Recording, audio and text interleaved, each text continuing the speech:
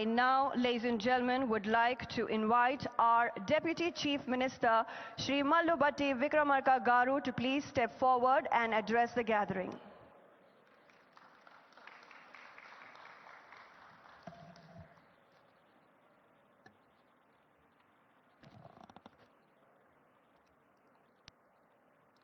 Respected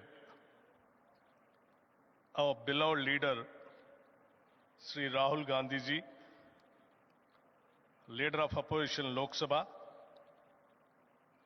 Honorable Chief Minister Sri Revanth Reddy Garu, my cabinet colleagues, senior leaders from AICC and NDA Alliance, leaders of Progressive Alliance and Progressive International, and all the delegates. I am privileged to welcome all of you to the ongoing Bharat Summit on behalf of Government of Telangana. It is a matter of great pride for us to have been given this opportunity to host this amazing global event here in Hyderabad. Our government, right from the first day, has put into action multiple programs which are people-centric and address the most pressing felt needs of the people. The presence of all of you here has given us the right platform not only to showcase what we have done, but also learn and imbibe the most practices of non-violence, freedom, peace, and global justice on the lines of Nyay, which is our leader, Sri Rahul Ji's vision. We do hope that this engagement will continue beyond this summit also, and we will continue to enrich our ideals, policies, and programs in days to come. Warm welcome once again. We want to make this Bharat Summit an annual feature. Thank you.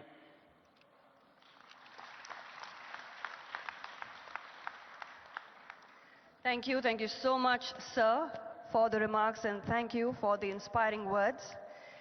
Ladies and gentlemen, Telangana government is organizing this first Bharat Summit in Hyderabad, and ever since the new Congress government assumed office in December 2023, our Honorable Chief Minister, Shri A. Revanth Reddy Garu, has started delivering people-centric development programs and schemes right from day one, uplifting the social status and standard of living of all citizens of Telangana state through various welfare schemes ushered under the Praja Palana program, marking the initiation of extensive initiative aimed at understanding and addressing the needs of the people at grassroots level.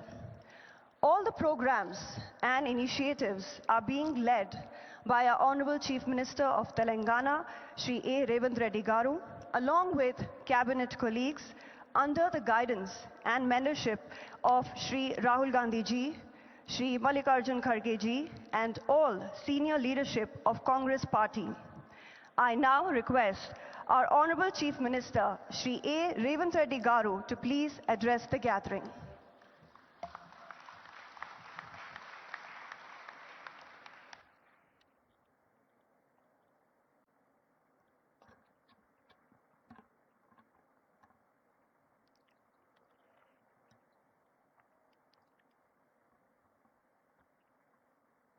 Good afternoon, friends.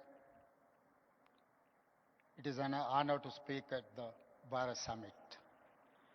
Leaders, intellectuals, change makers, and activists from different countries, I welcome you to the state of Telangana and its vibrant capital, Hyderabad. Telangana has a rich history, tradition, culture, and heritage. We were part of state called Andhra Pradesh and fought for many decades for separate state. The leadership for education came from students, trade union workers, farmers, and women. It's because of their fight we got separate state. However, for 10 years, dreams and aspirations of people were not fulfilled. They were deeply disappointed. When Congress government got elected, expectations were high. Our government has simple mantra: fulfill dreams of every section of society, especially students and youth, farmers, women, and, and oppressed castes. We have launched some of the biggest welfare schemes in the history of India. On August 15, 2024, we paid rupees 20,617 crore to 25,50,000 farmers totally debt-free. On India's Independence Day, farmers of Telangana found free from debt. This is biggest loan waiver in India for any state. Farmers in my state get 24/7 free power. We gave a crop input subsidy named by Rait Bharosa of rupees 12,000 per year per acre of land.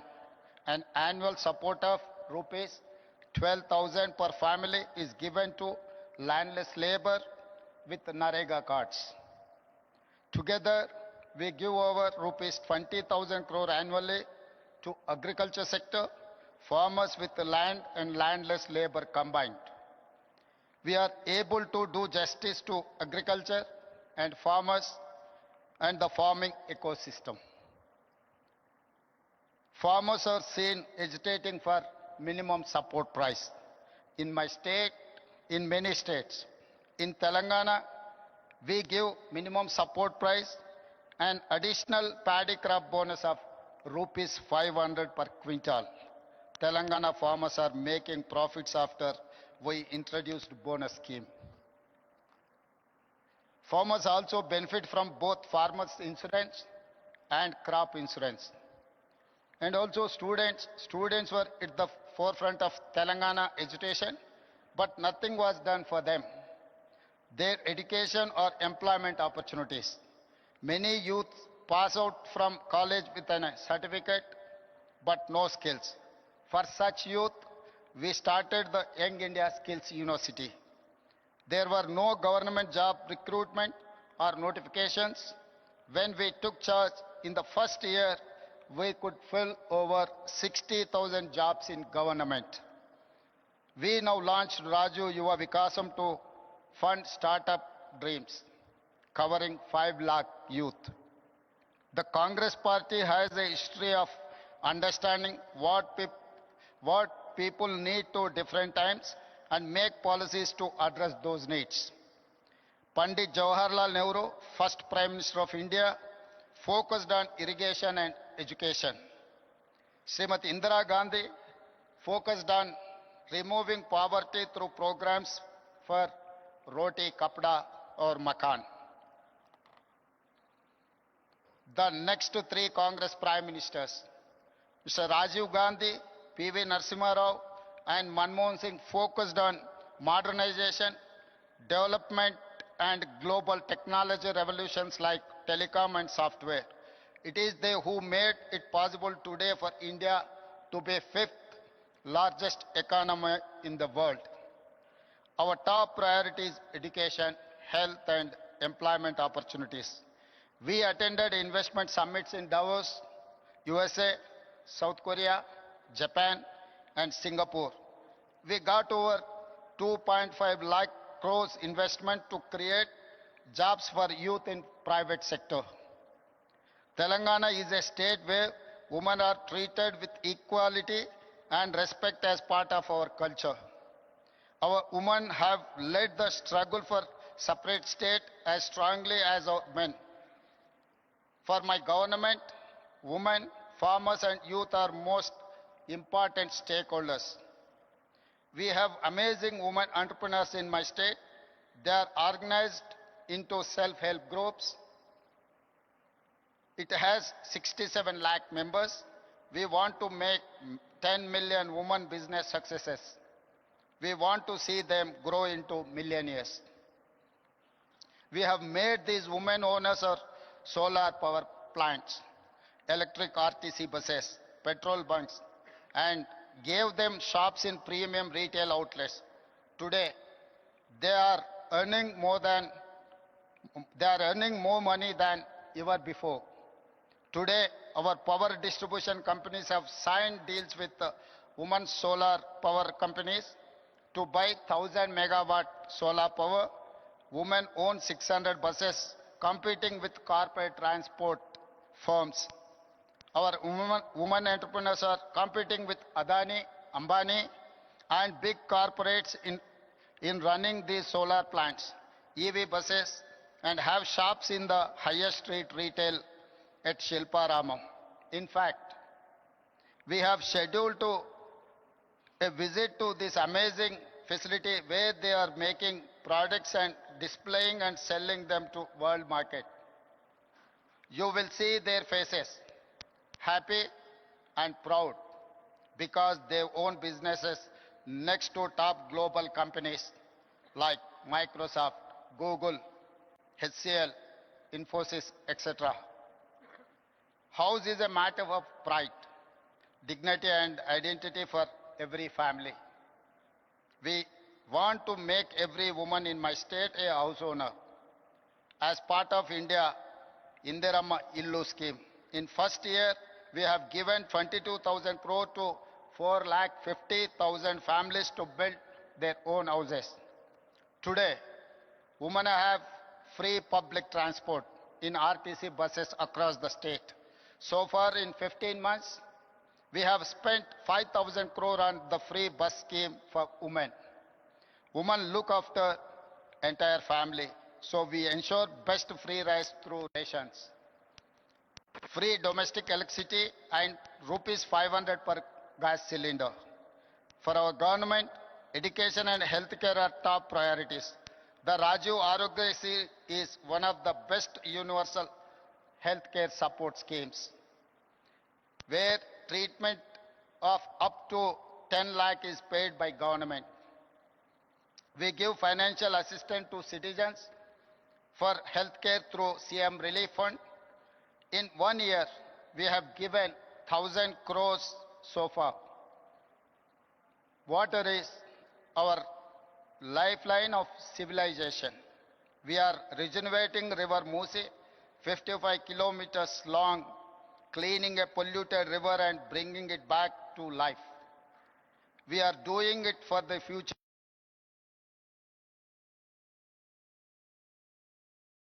city and protect people from pollution. We have studied river and waterfront development in many cities, including River Hudson in New York, Thames in London, Sumida in Tokyo. Muse will become biggest attraction of our city in the future and create thousands of jobs. Infrastructure is crucial to fight poverty and create wealth for all. We are undertaking many infra projects to make Hyderabad a top global city. We are building future city, a 30,000 acre world-class city, a regional ring road of 370 kilometers long and expanding our metro railway. You must have visited Charminar, Golconda Fort, Makkah Masjid, Hussain Sagar Lake and Buddha statue. In times ahead, we will add many modern marvels. We are combining and balancing between needs for investments, jobs creation, economic growth and welfare and environment for good governance. Our approach is simple. Increase government revenue to share with the poor people. We are transparent and proactive in reforms. For example, we are setting up a gig and app workers welfare policy. We have shared draft policy in public for feedback and suggestions. We conduct Prajavani where citizens can share all their issues and problems. Every week, officials, MLAs, MLCs, ministers, and Chief Minister listen to people's grievances to address them. We have a portal to monitor entire program transparently. I am proud to share Telangana is the first state in India to conduct a caste survey. For nearly 100 years, no one conducted it. Empowerment of BCs is part of Telangana model. It is a reason why Telangana is rising. It is the reason why Telangana is a role model for OBC empowerment. We are first state in India to subclassify quota for Dalits to fulfill their age-old demand. Now, 15% SC quota is subdivided among subcastes. We are proud to say Telangana is rising because of Dalits are rising. I am delighted to share that Telangana is the first government to recruit third gender in our government as part of traffic police force. We will take them into other departments too. Implementing welfare, ensuring infrastructure and investment to create jobs and wealth, transparent governance and removing corruption is the hallmark for our government. We are already seeing results.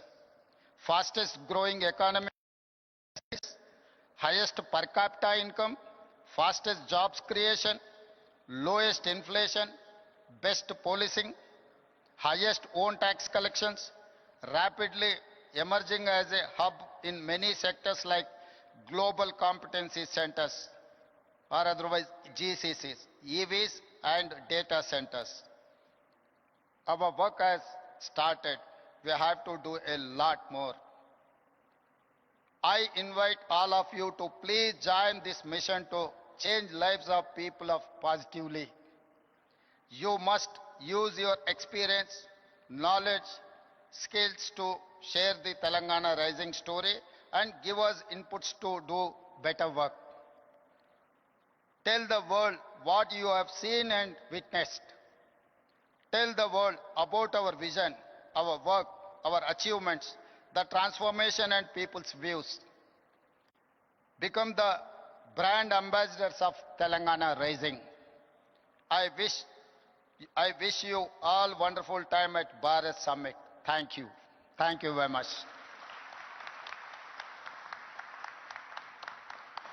Thank you so much, our Honorable Chief Minister. Thank you for the motivating and inspiring words. And as a Telangana citizen, I am proud that my state is hosting the world's biggest gathering of visionaries, of progressives. And yes, I'm sure that with our Honorable Chief Minister's development vision of Telangana, Telangana Rising, we will definitely be attracting a lot of investors and entrepreneurs from across the world.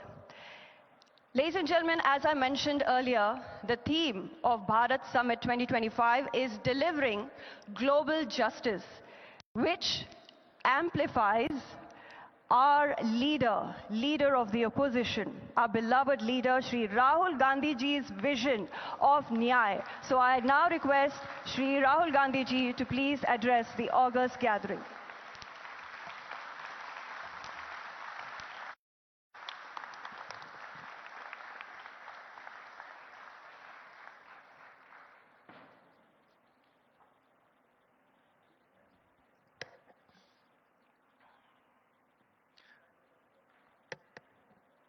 I'd like to welcome all the delegates from different countries who have come here for the summit. I'd also like to begin by thanking you for standing in solidarity with us against what happened in Kashmir a few days ago. I apologize. I was supposed to be here yesterday, but I was forced to cancel my visit here yesterday because I had to go to Kashmir and meet some of the injured people. I'd also like to thank Revant Reddy ji and the Telangana government for hosting this wonderful summit.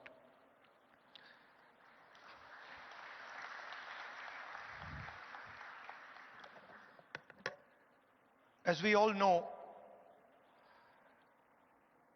politics, democratic politics, has fundamentally changed across the globe. The rules that applied, I would say, a decade ago, simply don't apply anymore. Sometimes when I speak to younger members of our party, what was effective 10 years ago, the tools that worked 10 years ago, simply do not work anymore. They cannot face the concentration of capital, modern media, modern social media. And so in a sense, the old politician is dead, and a new politician, a new type of politician has to be constructed. And that really is the challenge in front of all of us. What does this new politics look like? What are the ideas that emerge from this new politics? I'm sure you've had a deep discussion about policies, about how we should think about education, how we should think about regaining the democratic space, how we should think about healthcare. And each one of us has a particular view on that. So I'm not going to delve too much into the policy positions. I'm going to talk about what I think is the correct lens with which to approach our politics. Some years ago, we in the Congress party felt completely trapped in this new politics, aggressive politics, a politics where the opposition is not talked to, but the idea is to crush the opposition. And we found that all our avenues were compromised. The media, the general atmosphere did not allow us to operate the way we would like. And so we reached back into our history and we decided to walk from Kanyakumari, which is one of the southernmost parts of our country, all the way to Kashmir, where I was yesterday. And I'd like to tell you a little bit about what I and some of my colleagues discovered on that journey. It's not a small walk, 4,000 kilometers. And I don't think we understood quite what we had taken on when we began it. But once we began, there was no way backwards. So we just carried on walking right to the end. And I essentially learned two things from that walk. Our opposition across the world has a monopoly on anger, fear, and hatred. And there's no way that we are ever going to be able to compete with them on anger, fear, and hatred. They are going to outdo us, outmaneuver us, and beat us every single time when it comes to fear, anger, and hatred. So the question is, where and how do we operate? Where are the spaces where we have the advantage? Where are the spaces from which we can build a counter narrative? So the walk started in Kanyakumari, and slowly as it progressed, more and more people started to join this walk. And within 10-15 days, walk would start at 6 in the morning, and we would have thousands and thousands and thousands of people walking with us, pushing us, people trying to come in. And it was something to see. My job was walking and listening to people. And the one rule we had was that anybody, regardless of who he is, who she is, should be able to come to the center of where we were walking and have a conversation with me or the other leaders there. And so we followed this rule rigorously. As we walked, we talked and walked and talked and walked. I suddenly found that it became harder and harder to speak. As politicians, we are trained to do this. We are trained to come on stage and talk. We are trained to tell people what we think. We are trained to think about the future. But while I was walking, the number of people who were coming to me made that impossible. And so I started to listen. And I realized, halfway through that walk, I realized that actually I had never ever listened before. And in fact, I didn't know how to listen.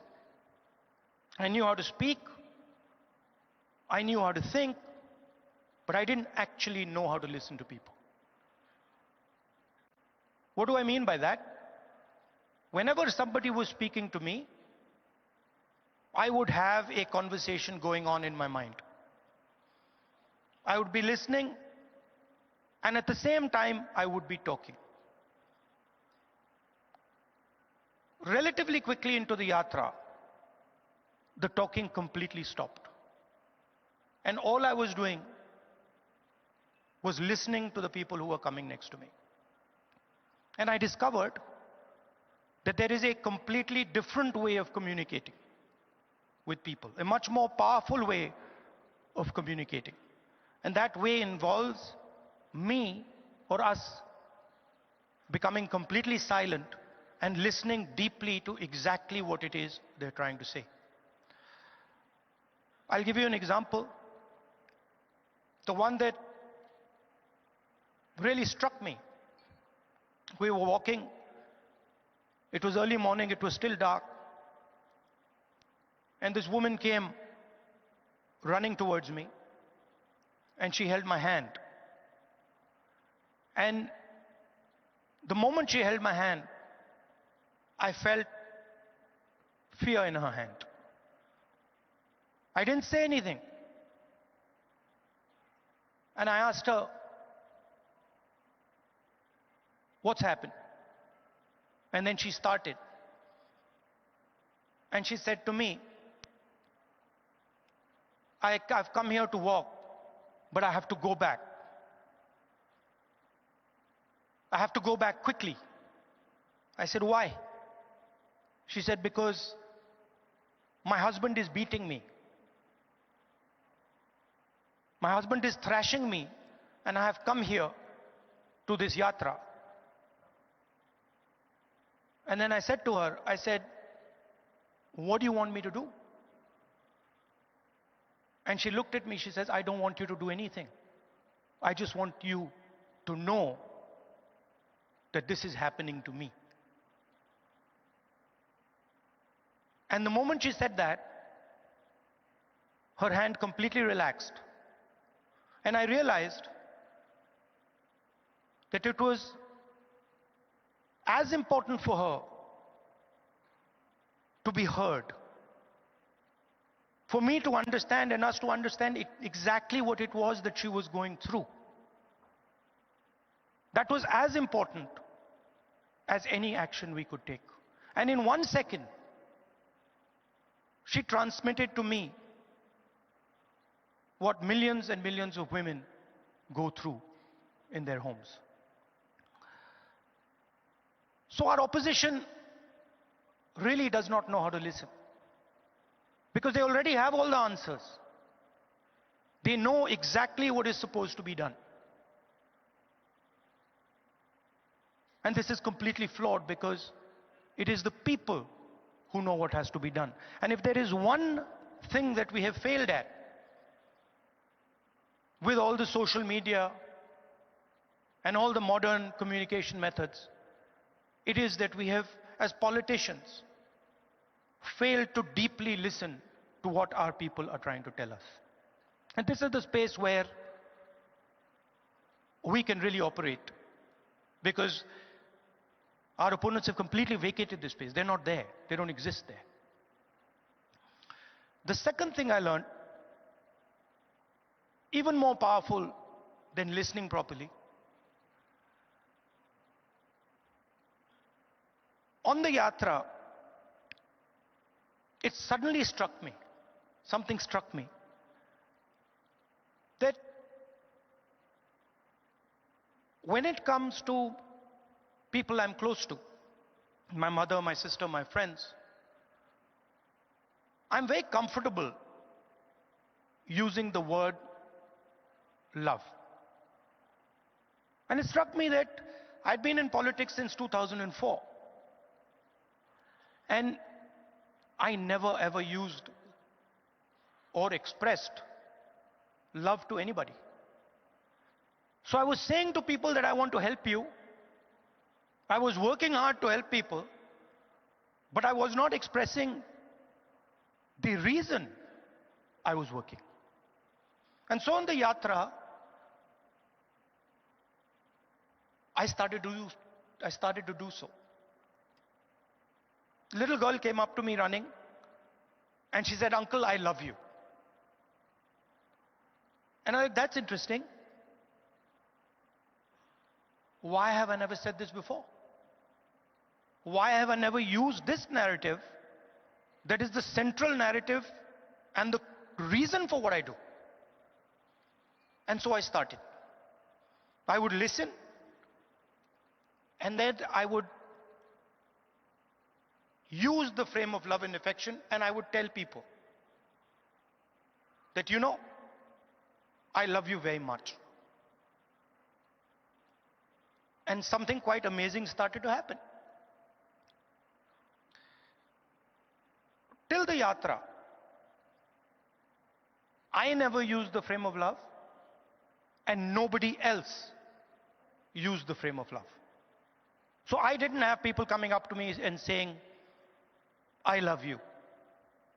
And since I started using the frame of love, since I started saying to people these sort of uncomfortable words, that listen, I love you and that's why I do what I do, that's why I work, suddenly they started to respond. And today, in public meetings, on the street, people will stop me and say, "We love you, I love you." And the powerful thing about that is it starts the conversation at a place from where it's very, very easy to operate. Often we think that we are going to connect to people indirectly through policy, through the future. We'll help you with your children's education. We'll help you with finance. And there's a place for that. But there is also a way to connect directly to the persons present. Directly saying to them that the reason I'm standing here and the reason I'm doing what I do is because I have affection, love and affection for you. And it has completely changed my politics.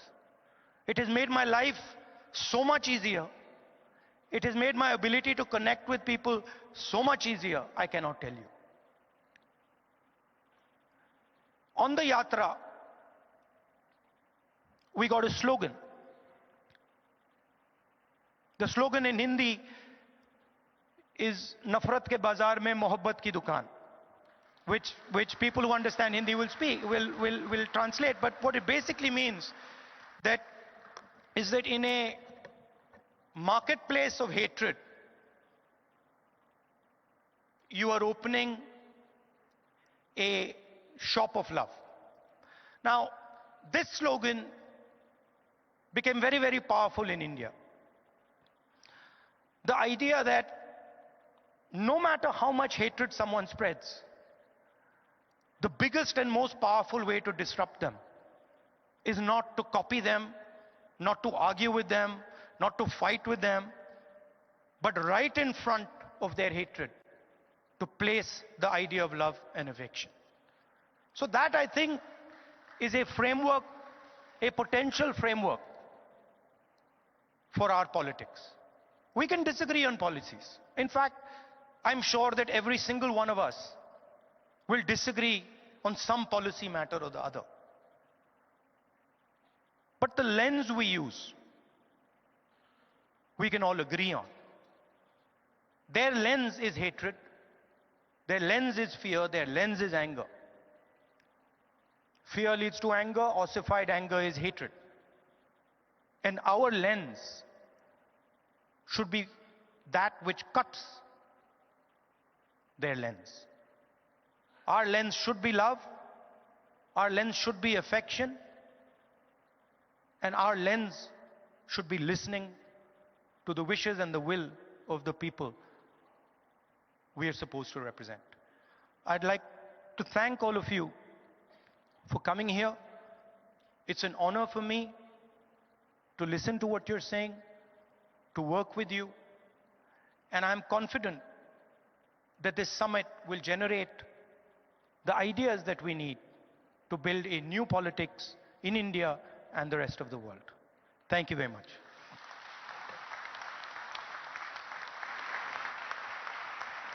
Thank you so much, Shri Rahul Gandhi ji, ladies and gentlemen, always motivating and inspiring us. And through this Bharat Summit, our leaders, Srimati Sonia Gandhi ji, Shri Rahul Gandhi ji, and Shri Mallikarjun Kharge ji, we hope to start, and we have, I should say, already started, a global progressive movement where we want to show that Swaraj, Ahimsa, Satya, and Aparigraha are the only way to create a just and liberal world order. Ladies and gentlemen, we now will be watching a solidarity video message from Mr. Wayne Swan from Australia. So can we have the AV, please?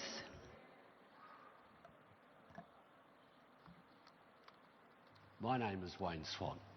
I'm the President of the Australian Labor Party, and I wish you all a very, very successful conference. As Social Democrats, we all believe in the power of public policy to change people's lives forever. Our central purpose is to address economic injustice wherever it is and for however long it takes. We know that without greater economic equality, it gets harder and harder to address racial and gender equality.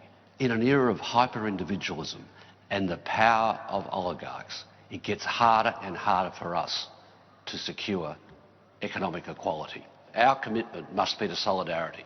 We need to recognise that each of us have a stake in each other's success.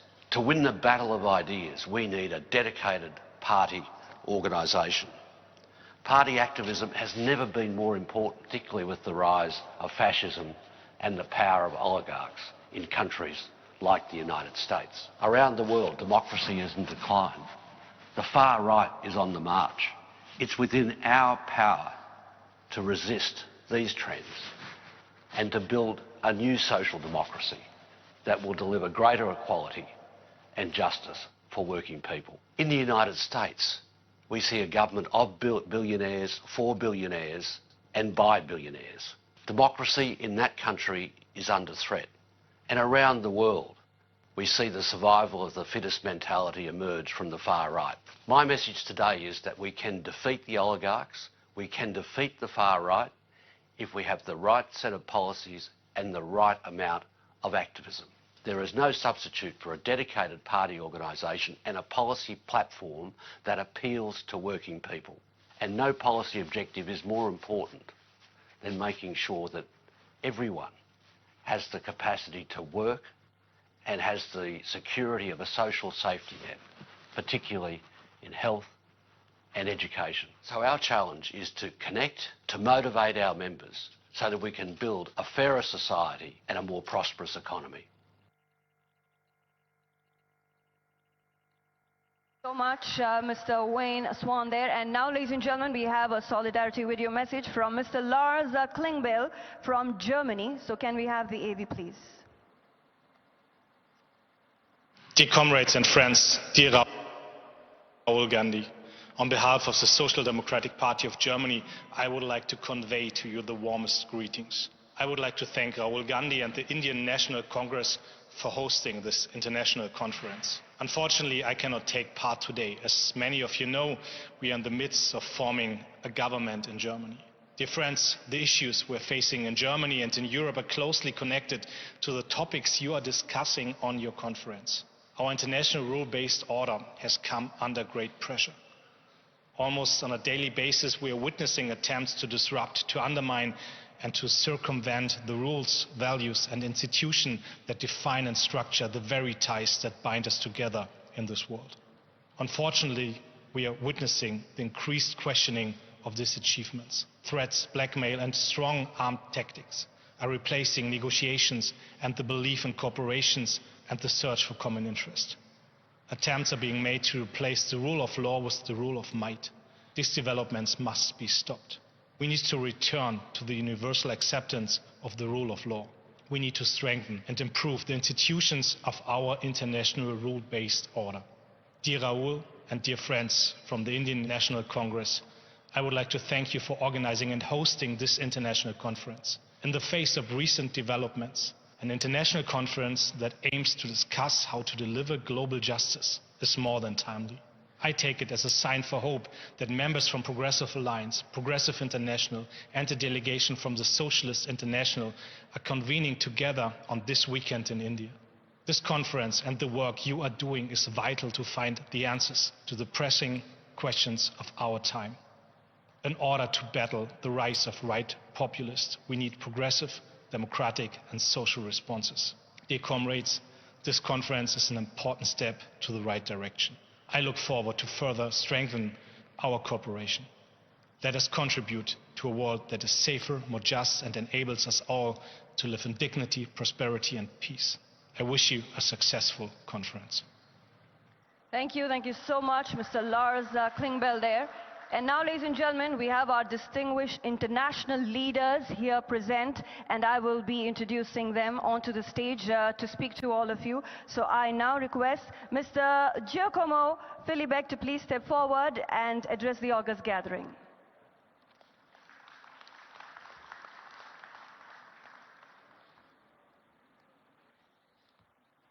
Namaste. Leader of the opposition, Rahul Gandhi, Chief Minister, members of the Indian National Congress, members of the Progressive Alliance, fellow progressives. Before I begin, allow me to express on behalf of the Party of European Socialists our heartfelt condolences for the tragic loss of life in the Kashmir region. The grief of the families, the pain of communities must not go unnoticed. We stand in solidarity with all those affected and reaffirm our belief that peace and human lives must never be sacrificed for political gains. As we speak now, in these very hours, in my hometown, in Rome, the funerals of the Holy Father, Pope Francis, are taking place. More than 140 heads of governments are coming in Rome to pay respect to the late Pope Francis. However, I doubt that all of them have understood or shared his main message about human dignity in this planet. We talk about global justice here. The message of Pope Francis is that there cannot be peace, there cannot be human dignity, there cannot be solidarity without justice. And we hope that his legacy and his ideas will resonate, especially in all those attending the funeral today. In today's complex political landscape, we must carefully evaluate the spectrum of governmental actions, identifying those that align with democratic processes and denounce those that dangerously deviate from them. As you all know, because you are all involved in politics, there are political decisions taken by our adversaries in government which we can disagree with, and yet we can understand them.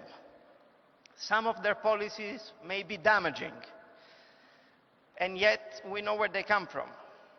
Some of their moves and tactics would be seen as despicable, and we would challenge them, demanding corrections. And yet, we could consider them a tolerable part of the alternance of power dynamic in functioning democracies. But then, there are some policies, some decisions, some actions, some narratives that are beyond our understanding, that are destroying the very fabric of our democratic societies, and that are beyond the human logic. In these very days, and in the recent years, we have witnessed a multiplication of those actions in many corners of many regions of our planet. Our task is to call those actions by their names, as criminal as they are.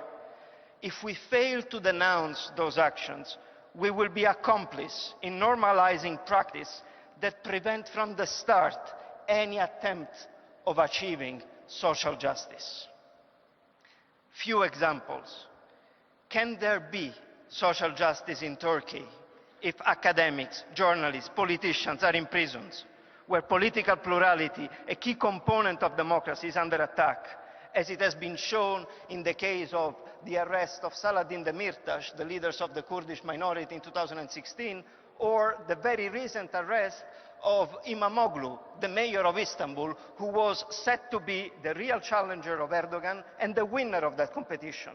Can there be social justice under those conditions? Can there be social justice in Serbia, where corruption practices have caused the death of normal citizens on their way to work and school, and where after months of impressive and massive protest, the government of Vučić refuses to take responsibility for their actions and their wrongdoing? Can there be social justice in Ukraine? If your country is invaded, civilians are killed indiscriminately, women raped, and kids kidnapped.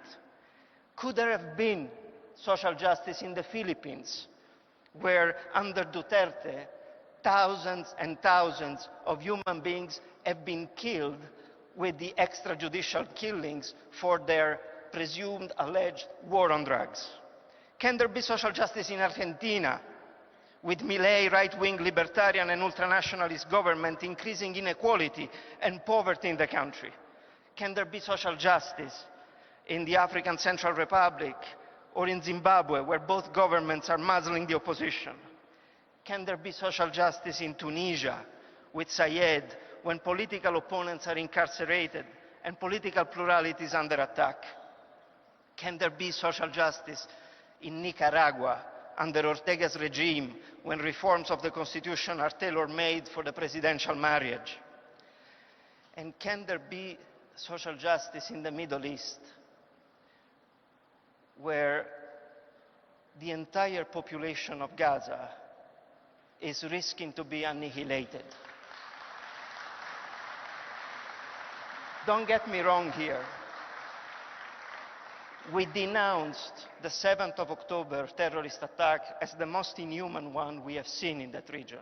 and yet you cannot respond with an equally inhuman strategy, attacking and targeting women, children, elderly, without discrimination. This is not what we expect from a democracy.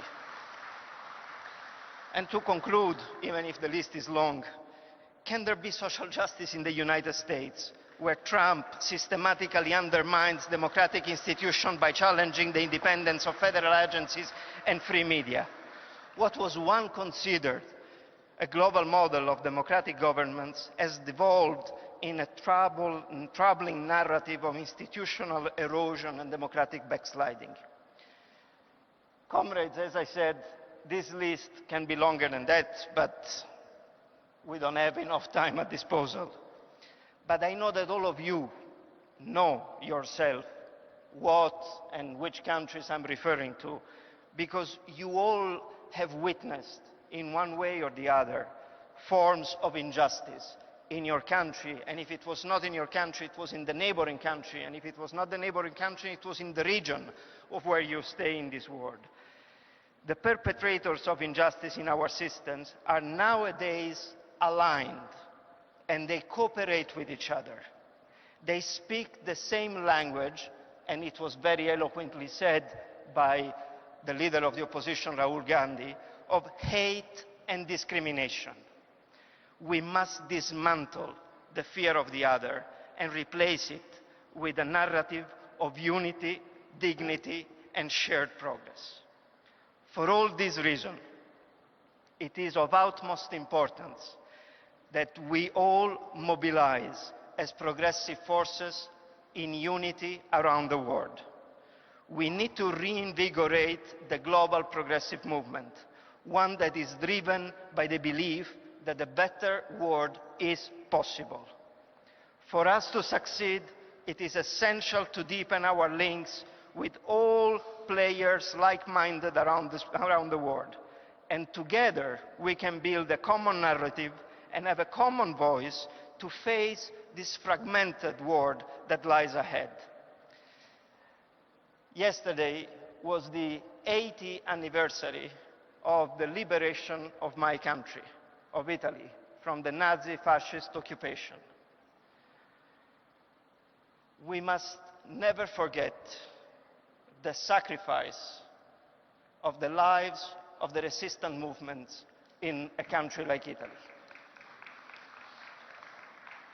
Their sacrifice is what allowed the generation afterwards, like mine, to enjoy a system where human rights, freedom of speech, democratic practices are possible. There are forces in this world that are trying to push us to forget that sacrifice or to minimize it. We shall never allow this to happen. And the best way to do it is to unite ourselves under the leadership of leaders like Rahul Gandhi and all the leaders of our parties to make our voice heard in every region of the world. Bella ciao.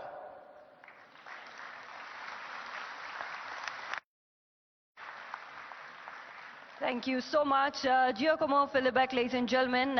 Mr. Giacomo Filibeck is the Secretary General, Party of European Socialists.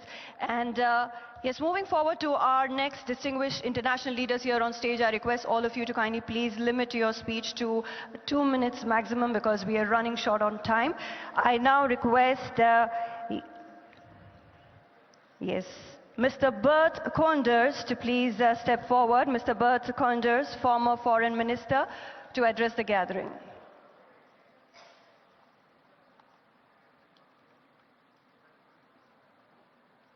Yes, I now request Mr. Bert Koenders, former Foreign Minister, to please address the gathering.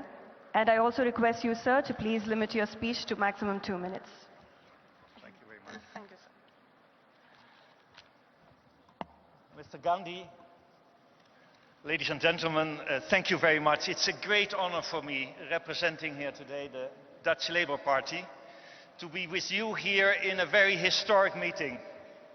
This is, I think, almost 80 years after the importance of this country, and later on the Bandung Conference.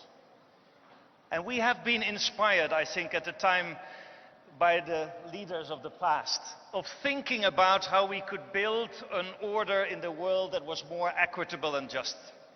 And I think the Bandung Conference has to give an inspiration, not only for new politics in our countries, I think it's extremely important, but also about a new arrangement in our world, which is polarized, which is characterized by disrespect, by unilateralism. I'm limiting myself to 2 minutes, so let me give one plea. It is very urgent in a time of beggar thy neighbor policies, of unilateralism, of inward lookingness, that together the spirit of Bandung is coming back, inspired by your party, as a force for the Progressive Alliance to work on a new deal between the South and the North. India can be in the lead, Europe can be in the lead. We need a real deal for respectful multilateralism, not only in terms of justice and human rights. I think it's absolutely key. It was just mentioned. Thank you very much. We're in a time of repression, of respect of human rights. Never have been so many people and journalists being killed around the world. But it's also about an equitable economic order. And I think in that respect, the big announcement we're going and have made today on a new beginning for international justice should lead to concrete action. And thank you very much, all of you, in this great city of Hyderabad, to create a new Bandung. A Bandung worldwide with respect for each other, respect for human rights and international justice. Thank you very much.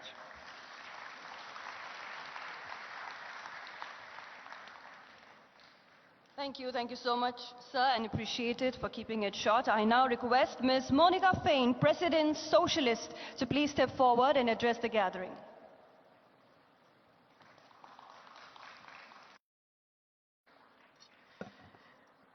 Buenas tardes. Gracias al gobierno de Telangana, gracias a la Alianza Progresista, señor líder de la oposición Rahul Gandhi. Vengo como presidenta del Partido Socialista de Argentina a expresar que la extrema derecha amenaza nuestras democracias, que la extrema derecha arrasa nuestra libertad e impulsa guerras para tomar hegemonía comercial en el mundo. La extrema derecha desprecia nuestras instituciones y genera violencia y odio. Ante esa realidad de la extrema derecha estamos aquí, los progresistas del mundo, diciendo que necesitamos una nueva democracia, gobiernos globales que transformen la realidad, poniendo a la ciudadanía y a las personas como eje del desarrollo de un país. Argentina no tiene que contarlo, es el laboratorio de la extrema derecha, donde se produce el brutal ajuste de la economía, la destrucción de la ciencia, de la educación, de la salud y la reivindicación de la violencia de la última dictadura militar. Nosotros en Argentina vivimos el accionar de la extrema y de la ultraderecha. Por eso venimos a este lugar y agradecemos este encuentro para decir que necesitamos una voz progresista más fuerte que le diga al mundo que podemos construir una sociedad con igualdad, con solidaridad, con justicia para todos y para todas, donde las mujeres, las disidencias, los campesinos, las campesinas, todas aquellas que queremos tener una vida digna, lo podamos construir. Esa es la voz del progresismo, es la voz que venimos a llevarnos de este Congreso. Gracias por la recepción. Thank you so much, ma'am. I now request Mr. Geom Long to please step forward. Yes, Mr. Geom Long, former Foreign Minister, Ecuador, to please step forward and address the gathering.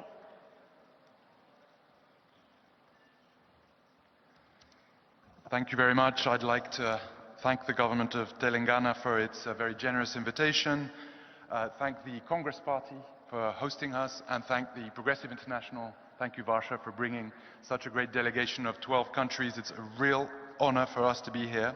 And of course, I'd like to express my heartfelt condolences to the people of India, my sincere solidarity for the terrible, tragic attack that occurred this week in Kashmir. This is 70 years since the Bandung conference, this week. And in the very little time I have, I would like to ask the following question. How is India going to position itself? And more importantly, how is the Congress Party going to go forward in terms of its vision for internationalism? What is its foreign policy doctrine going to be? We've heard here that we're facing a unique historical moment.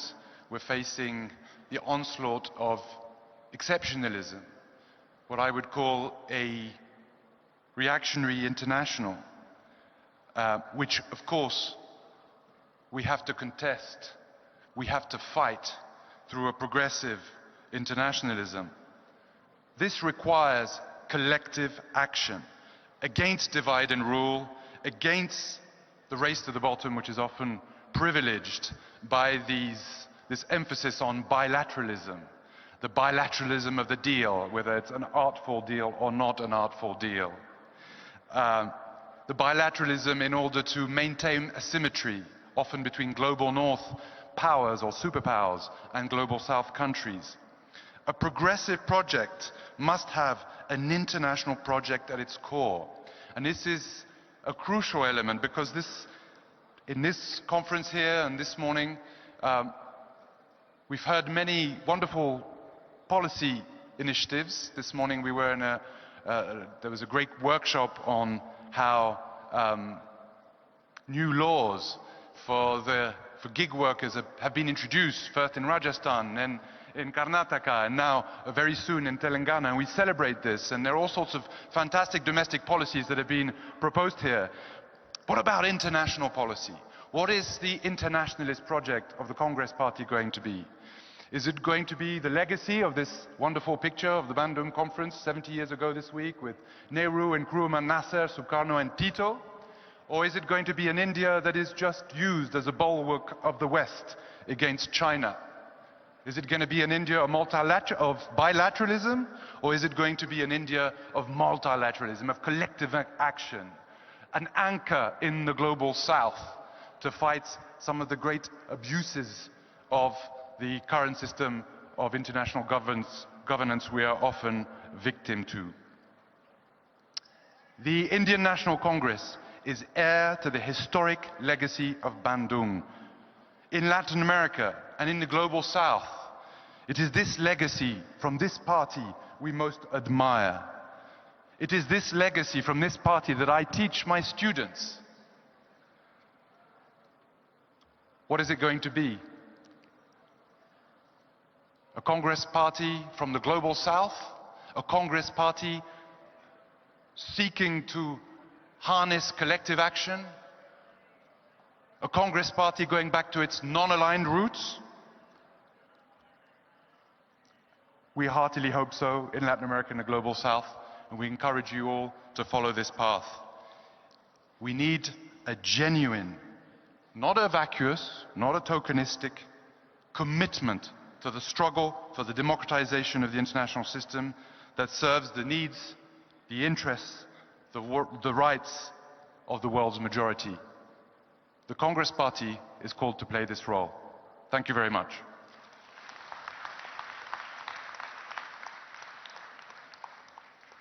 Thank you so much, sir. I now request Ms. Clara Lopez Obregon, Senator and former Labor Minister, Colombia, to please step forward and address the gathering.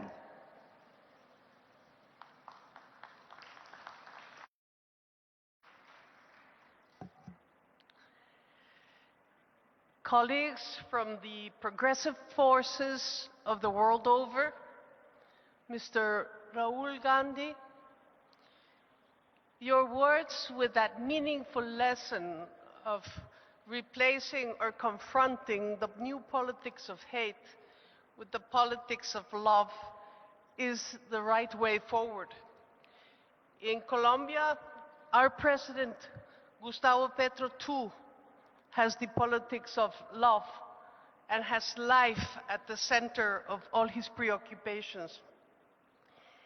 In the spirit of Bandung and as members of the Global South, we must once more decide not to be for or against any great power, but rather in favor of world peace, democratic values, human rights, global justice, and equitable development. May the Bharat Summit signify the unity of all progressive forces with the common goal of social justice in a world that once more faces the East-West divide and the challenges of intolerance, terrorism, and genocide, which we wholeheartedly condemn and express our solidarity for the happenings recently that have affected India and the world over. Let us lead the way and walk together, respecting our differences and sharing our strengths for the common good. Telangana has given us great examples, and thank you for your generous hospitality. Thank you all.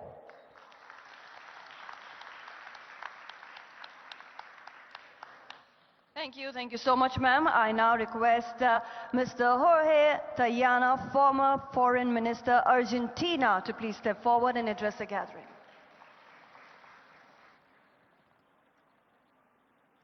Thank you to the authorities of Telangana. Thank you, Rahul Gandhi, to be here for your address and for support this initiative, and to all the people that are here. Of course, we support and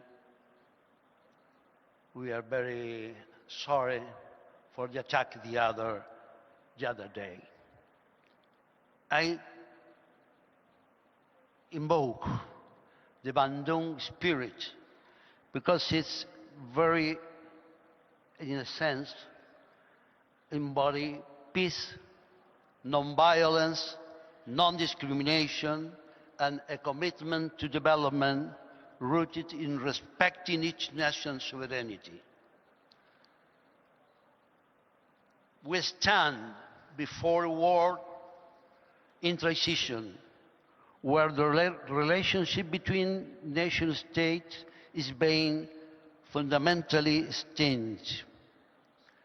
The tension stems from their gradual erosion driven by technological revolution and compounded by productive, financial, communicative, and cultural globalization.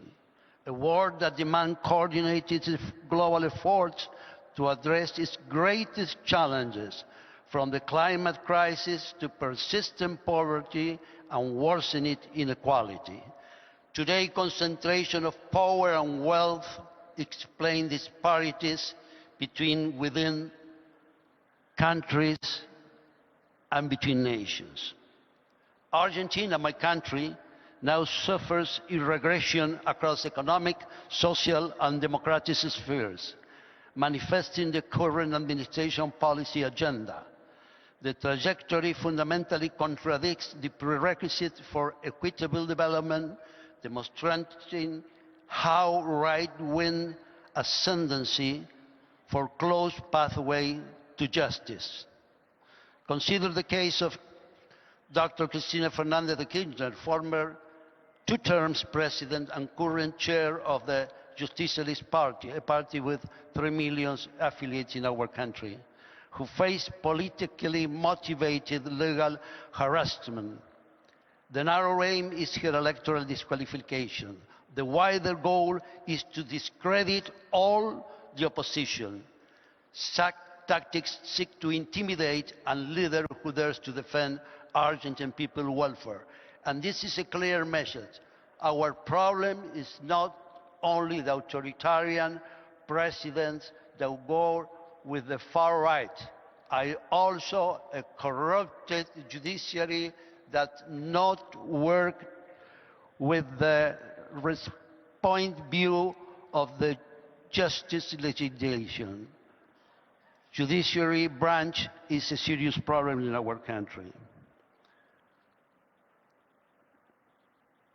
This geopolitical tensions and uneven development necessitates immediate action against inequality through three structural approaches: active non-alignment as a guiding doctrine, deeper regional integration, and institutionalized global South collaboration. On the final point, we must reaffirm Argentine legitimate and unalienable sovereignty over the Malvinas, South Georgia and Sandwich Islands and the surrounding maritime territories, integral parts of our national territory. The UN General Assembly Resolution 2665 explicitly recognizes the sovereignty dispute and calls upon Argentina and the United Kingdom to seek a peaceful, lasting solution. Yet, the UK not only disregard this resolution, but exploit both renewable and non-renewable natural resources in the dispute sector in the South Atlantic. In times of instability, advancing global justice in all its dimensions is an imperative for all who believes must serve the welfare of our people. Let me conclude with late Pope Francis' words. I was close to him, and my family used to tell that we are friends. He's now been buried in the Santa Maria Maggiore church in a humble coffin.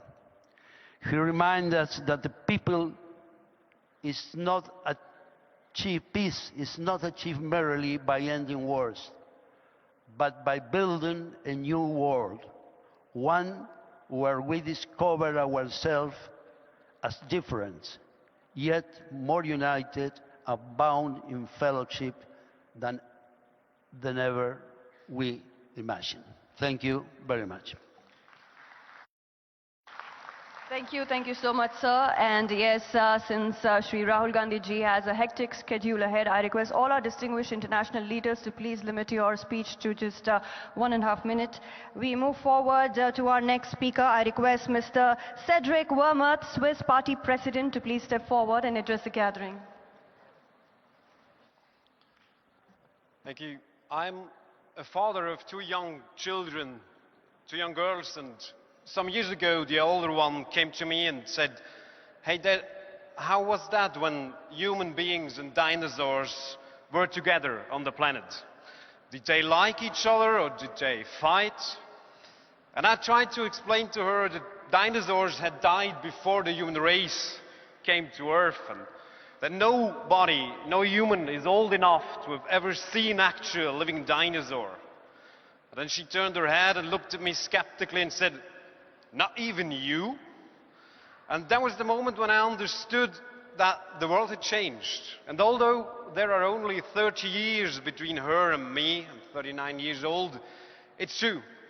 The politics I inherited, and we heard it from all the colleagues before, is a politics of an age that has gone long before us. And I think it's extremely important that we are precise on pointing on what's happening on the global stage these days and weeks and years. Yes, it has become fashionable in Western Europe to analyze the situation through the idea of the new polycrisis of neoliberalism. The truth is the crisis has always been there, but for the global South. The global North has just not seen it and has exported its problems to the global South. This time, the crisis is coming back. And it is coming back under the disguise of these very dangerous clowns, which Mr. Trump is the most dangerous probably for world politics. And I'd like to be very precise. I'm still under 30. I have the right to be a bit more outspoken than other ones in this room. I think we have to be very precise. There is a new coalition of a neo-fascist project and of class war by global billionaires who try to exploit nature and human beings even more than before, or as the ITUT points it out, a coup against democracy and everything we have been fighting for in the last 50 or 70 years. And there are two things I want to stress for the progressive movement. First of all, I think we should have been that who questioned the neoliberal global order, and we didn't. So it is high time to do it now, because we cannot become the bearers and the defenders of the status quo. We must be the ones who go further for dignity, liberty, truth, justice and equality for everyone. And I think also on this point, it is time for Europe, for the global north, for Switzerland, my country, to learn from the global south and to learn from what the leader of the INC just said, Rahul Gandhi, to turn to that politics of listening to people. So maybe we could start at a progressive international, progressive alliance, this global, not only Indian, but global yatra, would be a little bit more like 40,000 kilometers, but 4,000 kilometers, but listening to the people of the world and taking up that struggle for more justice and trying to create a real common political ground that has dignity and love in its core. We are ready to do it. The world has only us to defend it. Please be with us. Go to action. We need global progressive politics. Thank you everyone for doing that every day.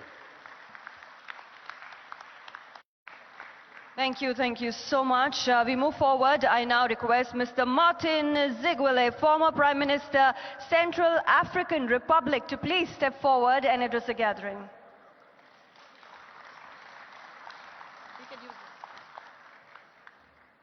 Merci, je serai très rapide, je parle en français. Je suis Martin Ziguele, je suis ancien Premier ministre de la République centrafricaine. La République centrafricaine est vraiment au cœur de l'Afrique.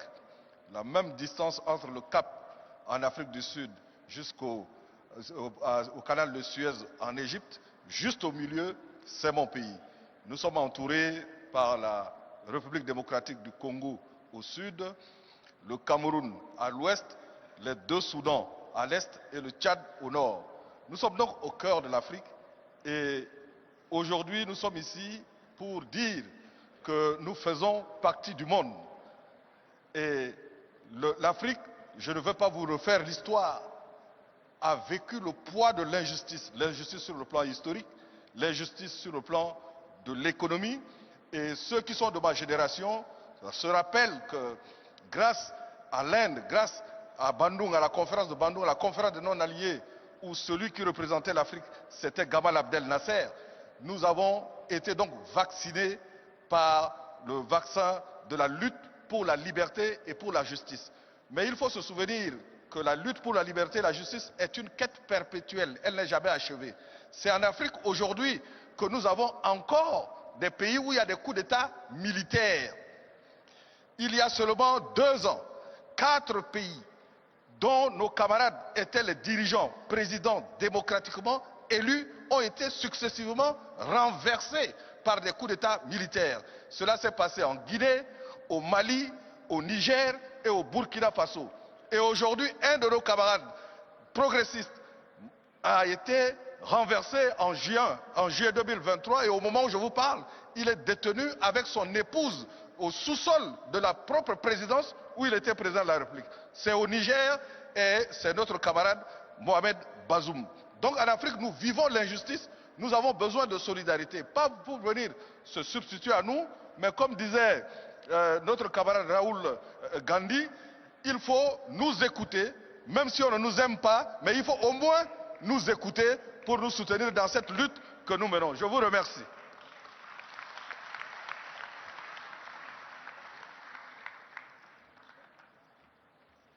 Merci. And yes, ladies and gentlemen, we now move forward to launching, yes, the Hyderabad resolution.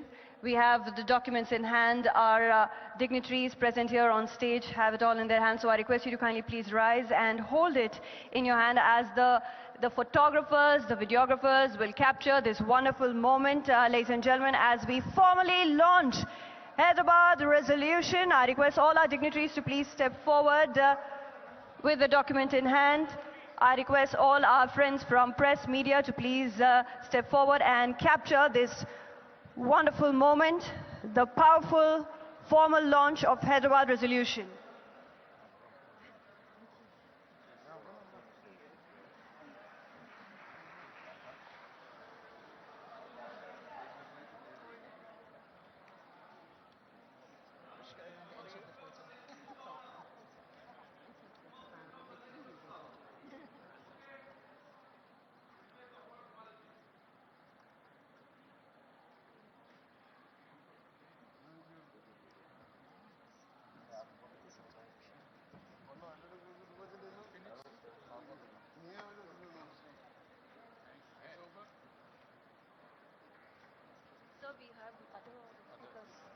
Yes, my dear friends, I request you to please be seated as we have our other distinguished international leaders still to talk to us. I now request His Excellency Hipólito Mejia to please step forward. His Excellency Hipólito Mejia, former President, Dominican Republic. I request you, sir, to please step forward and address the gathering. And yes, ladies and gentlemen, we still have many speakers on, and we'll also be looking forward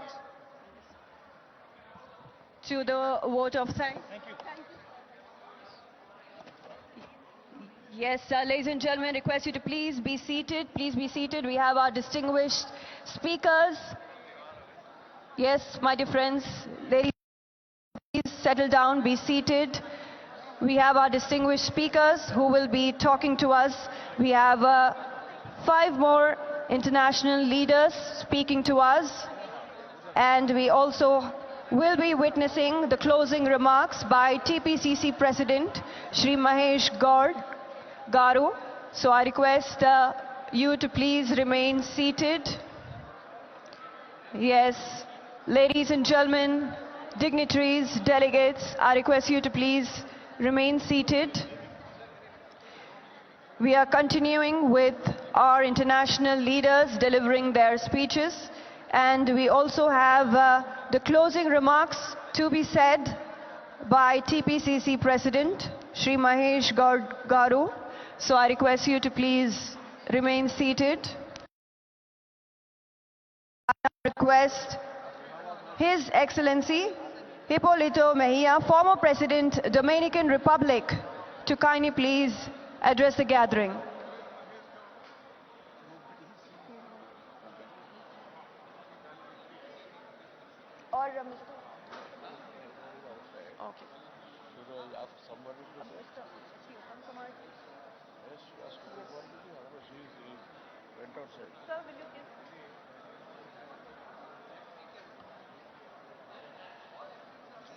So thanks. What up?